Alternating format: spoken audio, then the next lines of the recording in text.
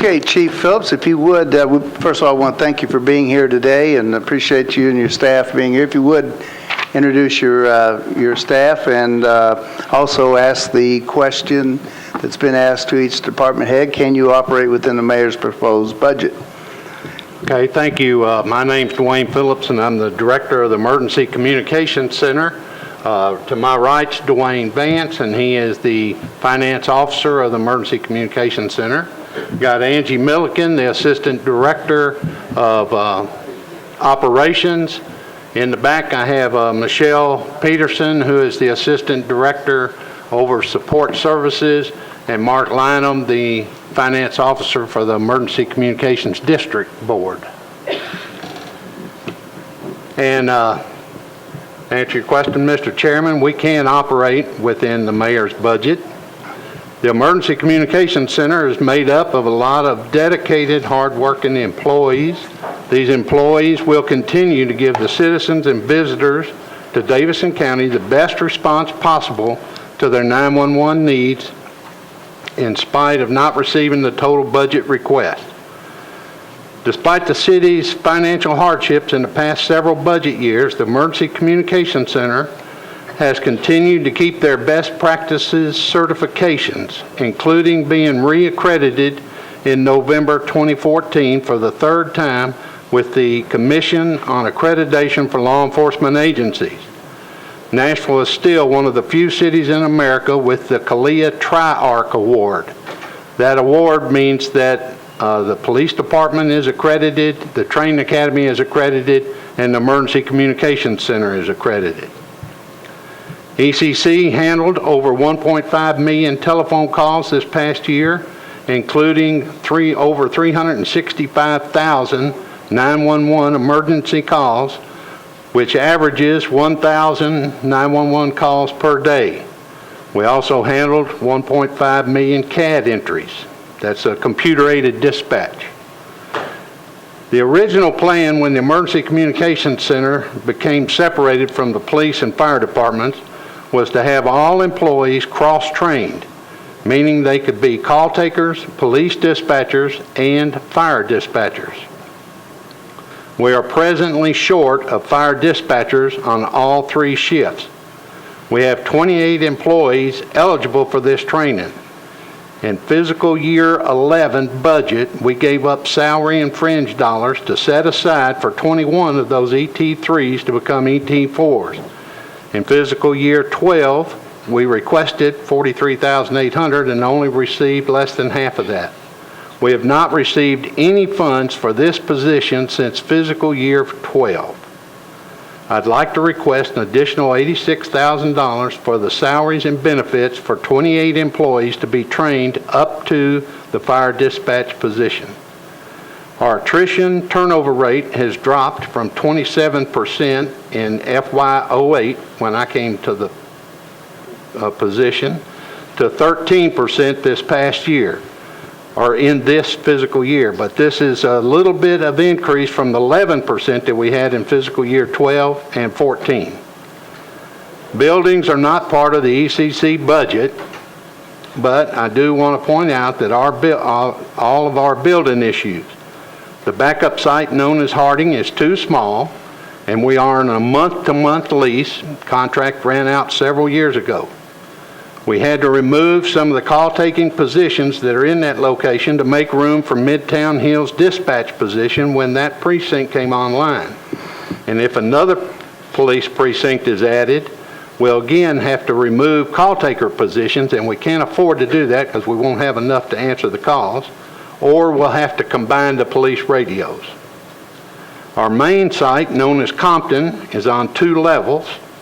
Dispatchers are unable to get additional information for the first responders during emergencies because they're on separate floors and not readily able to talk to each other. We have experienced ongoing maintenance issues with our main and backup buildings. We've had several roof leaks during heavy rainstorms at both locations. There have been times when the leaks would cause the ceiling tiles to fall while employees were working, jeopardizing the employees' safety and the expensive equipment that we had. Some research for a new center was funded in this year's capital budget. We'd like for this project to be further researched and move forward. And I'll stand for all the questions.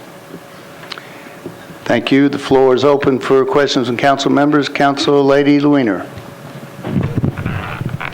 This is probably a question, thank you, Chair, for John or Greg or Rich. Do we have any surplus property that we can consolidate their operations in one location? Not that I'm aware of. I think at one time we have looked at, and for future discussion, is moving the ECC main operation to the Peterbilt property in Madison precinct property. I think it works out there, and it's just a matter of cost and some time, but I think that's a good location for it. Is this already in the CIB? I believe it is. I'm not positive, I believe it is. Can we double check, and if not, I'd like to add it. Thank you. Councilman Glover. Thank you, Mr. Chair. Help me understand, you've added 3 FTEs here at the cost of about $185,000 because Madison and Midtown Hills came online. Help me explain again why. I mean, are we taking more calls than we've been taking? These are for dispatch positions. So you have added a new precinct. They're on a different radio. You have to have somebody listening to that radio 24/7.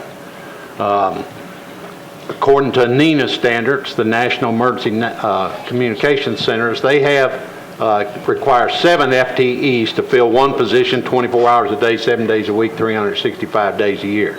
Chief Anderson told me to work with 5, but in the budget they only gave me 3 for each one of those. So we were short 6 FTEs, and that's what we asked for, and we were given 3. Okay, I don't think I understood that there was a different frequency for each precinct, but each precinct is on a different channel. Yeah, it okay. has a different dispatcher. Unless we have to add another precinct, then when we go to the backup site, we're going to have to combine them, put them both on the same radio because we don't have enough room. Okay, thank you, Mr. Chair. Councilman Claiborne. Following up on Council Lady Weiner's question, I was going to ask you, are there any specific criteria that you require for a site or a center location? Well, like I said, they've been doing some research, and they've got a plan put together, General Services does, if we can just get it funded to go out to the Peterbilt location. Okay. And put the center all on one level so that during emergencies, when first responders are asking for the dispatchers for more information, they can turn and ask the call taker, because most of the time the call taker's still on the phone with the victims, and if you're on 2 different floors, you can't talk to each other. Right. So Then the present location would become our backup site. right. So your primary need is space to have everybody On one floor. in the same space on one level. So you don't have any requirements like it needs to be at a higher elevation or accessibility. Well, there's a lot of or- other things that go into it because of all the electronics that we have. Right. And the radio system and the generators and that kind of thing. So there's a lot of specifics, but they've said, they've found that the site at Peterbilt will work for us. Okay, good. And we would love to have you in Madison. Thank you. Councilman Bidney. We'd like to have them in Antioch as well.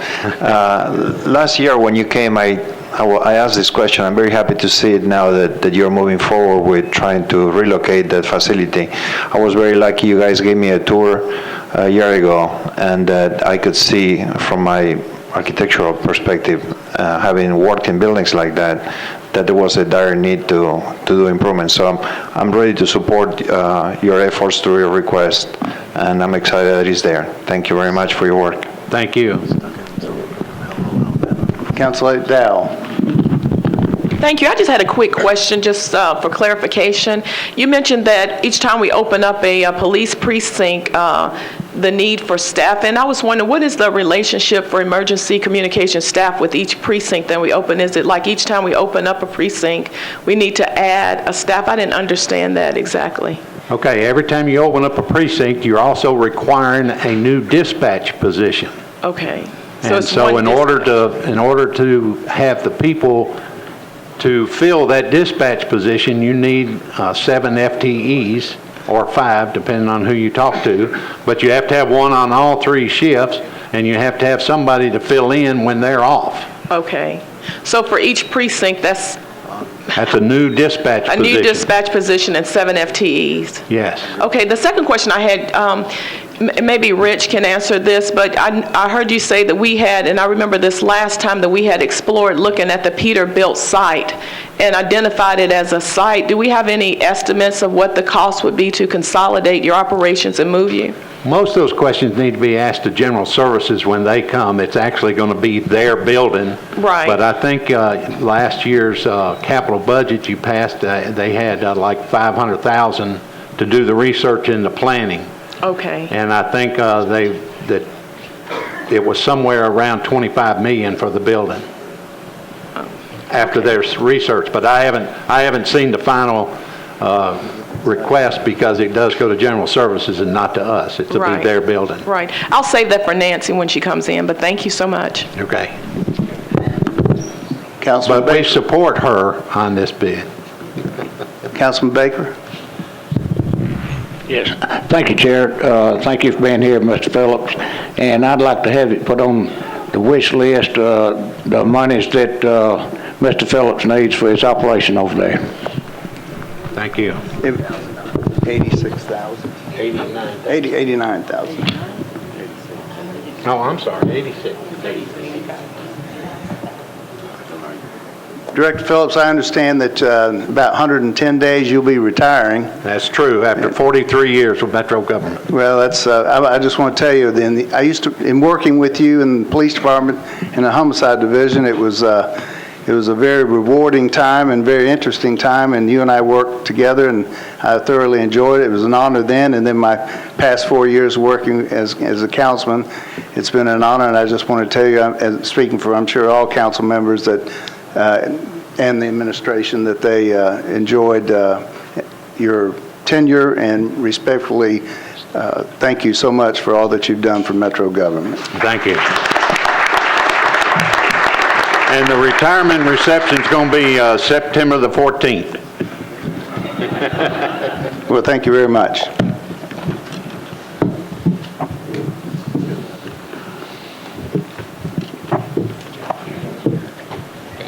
See you later.